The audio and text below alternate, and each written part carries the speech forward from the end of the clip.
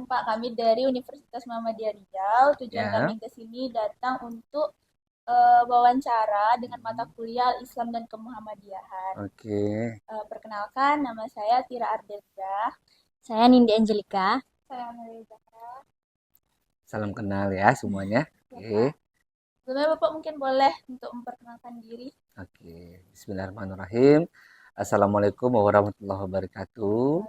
Pertama-tama Waalaikumsalam. terima kasih banyak buat teman-teman dari Universitas Muhammadiyah Riau sudah berkenan mampir ke kantor saya di PT Darul Umroh Al Barokah atau Dua Tour and Travel di kesempatan hari ini. Izin memperkenalkan diri, nama lengkap saya Ardianto Sumardi Usman, biasa dipanggil Ardi. Saya adalah pemilik atau juga selaku owner dari PT Darul Umroh Al Barokah. Sedikit perkenalan dari PT Dua Tour and Travel. Ini sebuah perusahaan yang bergerak dalam bidang jasa yang melayani dalam bidang umroh dan haji dan juga tur. Yang insya Allah sudah berumur sekitar ini ulang tahun yang ke-6 tahun di tahun ini insya Allah. Dan kita juga sudah punya jam terbang dan juga pengalaman dalam memberangkatkan jamaah-jamaah ribuan ya sampai tahun ke-6 ini dan insya Allah terus memberikan hal yang positif kepada masyarakat dan menjadi salah satu pilihan di masyarakat, salah satu travel yang bisa masyarakat pilih di antara beberapa travel. Karena memang kenapa saya katakan demikian? Karena kalau di Riau ini kan banyak travel ya, tapi banyak belum tentu tuh terjamin aman dan juga resmi. Karena dari sekian banyak puluhan travel yang ada, itu hanya sekian belasan saja yang terdaftar resmi di Kemenang. Jadi itu mungkin singkat dari PT Dua Tuan Travel, yang mana kita di sini berkantor pusatnya di Pekanbaru. Kalau cabang kita berada di beberapa provinsi di Indonesia. Oke, Mungkin kita langsung masuk ke sesi tanya jawab aja ya. siap. Ini pertanyaan pertama tuh tentang latar belakang Om sebelum memulai bisnis travel umroh itu. Baik. Kalau latar belakang saya singkatnya, sejujurnya saya juga bukan lahir dari keluarga yang notabene berlatar belakang agamis ataupun juga pengusaha. Eh, tapi kebalikannya, saya hadir dari kampung, saya aslinya dari Sumatera Barat, merantau di Riau tahun 2000, kuliah di sini, dan alhamdulillah juga dibukakan rezeki dan jodoh juga di sini. Jadi ketika saya tamat kuliah sampai di tahun 2012 itu saya berkecimpung dalam dunia entertain dan juga employee atau karyawan. Saya pernah dalam bidang entertainment dan juga selama 11 tahun di dunia perusahaan sebagai karyawan. Di tahun 2013 lah saya resign dari perusahaan tersebut dan akhirnya menemukan jalan usaha. Sempat ketika itu 4 tahun punya usaha di bidang pakaian, 4 tahun. Habis itu hijrah baru masuk di dunia travel umroh dan haji. Itu tepatnya di tahun 2013 sampai sekarang. Alhamdulillah. Ah, ah. Kalau boleh tahu nih, apa yang menginspirasi Bapak tuh untuk memulai bisnis ini? Kalau dari awalnya memang tidak pernah terpikirkan untuk membuka usaha travel umroh karena memang kembali ke tadi cerita awal, saya tidak pernah ada eh, kepikiran, nggak ada latar belakang juga, tidak ada basic juga secara agamis karena itu bertolak belakang semua. Saya orang entertain dan karyawan masuk ke travel itu memang suatu hal yang baru. Tapi memang ketika saya resign dari perusahaan saya yang saya bekerja selama 11 tahun itu, memang meminta kepada Tuhan gimana caranya saya punya pekerjaan yang lebih baik dari sebelumnya saya berhenti. Paling tidak kalau dulu saya bekerja di leasing yang memang notabene itu kan secara agama kita kan ada hal-hal yang tidak pas. Jadi akhirnya saya minta kepada Allah berikan pekerjaan ya Allah untuk bisa menginspirasi, bermanfaat untuk orang banyak, bisa investasinya dunia akhirat lah. Jadi saya berangkat umroh sendiri ketika itu di tahun 2013 saya berangkat umroh sendiri. Di situ saya minta kepada Tuhan, ya Tuhan, ya Allah berikan saya pekerjaan yang bisa mengantarkan saya balik kembali ke tanah suci dan bisa membawa orang banyak ke sini seperti itu. Ya alhamdulillah Allah kabulkan, Allah mudahkan dan itu berjalan proses sampai ada sekitar 4 tahun lebih, 4-5 tahun itu saya menjalani sebuah profesi selaku ataupun juga marketing kalau di dalam bahasa ininya ya bisnisnya. Tapi kalau di syiar itu namanya syiar Baitullah, pesyiar Baitullah. Itu saya jalankan mempromosikan beberapa travel-travel lain yang alhamdulillah itulah yang menjadi cikal bakal saya punya pengalaman jam terbang yang pada akhirnya saya memutuskan untuk mendirikan perusahaan saya sendiri. Jadi saya combine dari pengalaman dunia kerja selama 10 tahun lebih gitu kan. Karena selama 10 tahun tadi itu saya bekerja memang banyak bidang yang saya geluti di situ.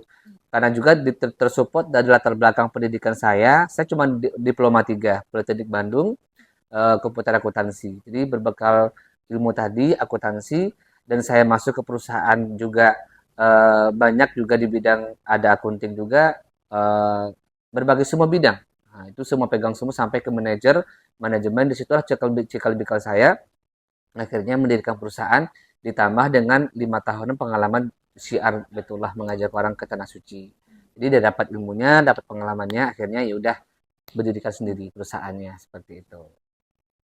Nah, bagaimana Bapak menjaga motivasi dan semangat Bapak tuh dalam menghadapi tantangan bisnis ini?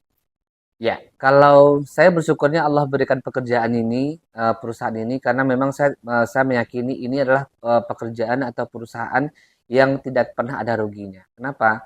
Yang namanya kita berdakwah, pasti semua ada nilai kebaikan di situ. Tidak pernah ada kerugian di situ gitu kan. Jadi saya berpikir sekecil apapun kebajikan yang kita lakukan, pasti ada nilai kebajikan yang Allah berikan. Dan kalau berbicara masalah kompetisi di lapangan, kita memang tidak bisa menutup mata yang namanya travelnya kan banyak sekali nih, gitu kan.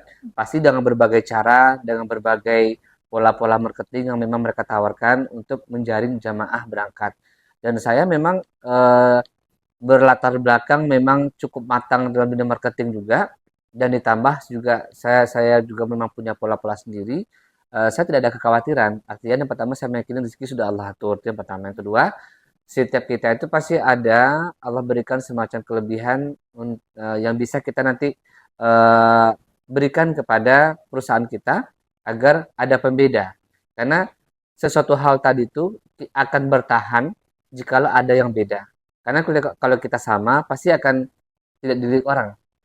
Jadi apa yang menjadi kita beda itu yang mesti kita pertahankan. Itulah yang menjadi salah satu dapurnya kita yang tidak dimiliki orang lain. Nah, itu yang insya Allah akan terus. Yang penting kalau di saya sih kita menjaga amanah. Yang namanya kita melayani umat ya. Melayani kita akan dalam sisi ibadah. Itu yang paling penting keamanahan gitu kan. Yang kedua, bagaimana kita menjamin pelayanan kepada jamaah itu betul-betul dari setulus hati kita. Makanya kalau dua ini punya slogan itu melayani dengan setulus hati. Karena keluarga jamaah itu dianggap seperti keluarga, bukan orang lain. Dan harga kita juga bersaing, kita harganya semua lengkap.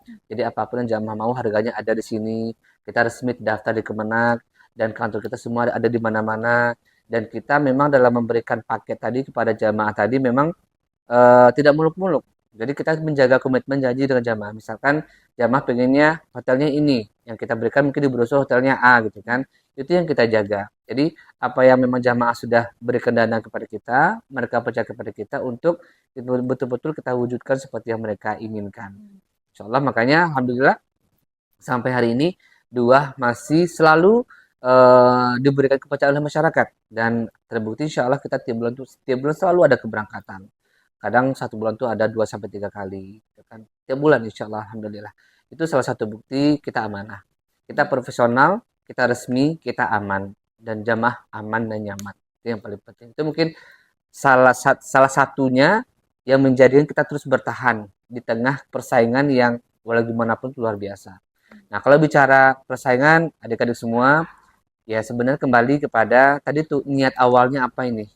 Kembali ke niat lagi. Kalau saya memang niatnya untuk bagaimana usaha ini memberkati banyak orang, akan menjadi ladang amal kebajikan banyak orang. Makanya mudah-mudahan Allah ridho dalam hal ini dan terus bertahan sampai sekarang. Alhamdulillah.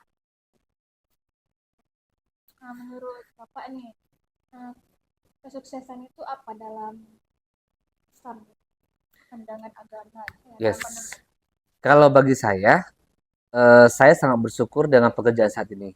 Sukses bagi saya adalah ketika saya bisa bermanfaat untuk orang banyak, untuk umat, dan saya bisa berkontribusi dalam hal sekecil apapun untuk negara, apalagi untuk agama.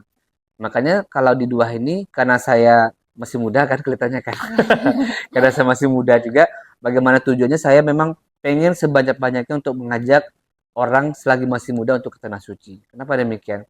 Kalau anak muda sudah lebih cepat, lebih awal dia masuk dalam hal-hal yang baik, apalagi ini ibadah, apalagi tanah suci itu banyak nanti hal-hal kebaikan yang akan merembet ke kehidupan berikutnya. Jadi memang target kita bagaimana nih kaum milenial Gen Z itu secepatnya memang berangkat, tidak menunggu masa tua. Kalau dulu orang berpikir kan tanah suci itu tunggu tua dulu, itu kurang tepat sebenarnya. Kalau kita memang pengen memperbaiki hidup kita, kalau memang kita lebih cepat suksesnya, bisnis dengan Allah itu luar biasa. Jadi ini kan sebenarnya kita bisnis dengan Allah nih, artian kita korbankan uang kita untuk ke tanah suci, tapi kan Allah di situ ada janjinya. Yang pertama diampunkan dosa kita, yang kedua dikabulkan segala doa, yang ketiga diganti apapun yang kita korbankan berlipat-lipat. Jadi kalau mau bisnis yang nggak pernah ada ruginya itu sedekah dengan Allah. Nah, makanya saya bersyukur artian mudah-mudahan yang saya lakukan hari ini itu memang memberkati banyak orang dan insya Allah investasi dunia akhirat juga. Dan saya itu yang saya merasa saya paling sukses. Ya, sukses saya itu bukan masalah tolak ukur zohir atau materi tidak, tapi bagaimana saya bermanfaat untuk banyak orang, gitu kan? Bisa memberikan hal yang positif kepada banyak orang, menjadi inspirasi banyak orang. Itu sukses menurut saya sih, insya Allah. Gitu. Sejauh ini ibadah seperti sholat, berdoa, puasa atau lainnya itu yang membantu Bapak dalam mengambil keputusan besar itu apa? Gimana? Motivasi. Yang pasti saya percaya dengan doa orang tua, ya, doa orang tua.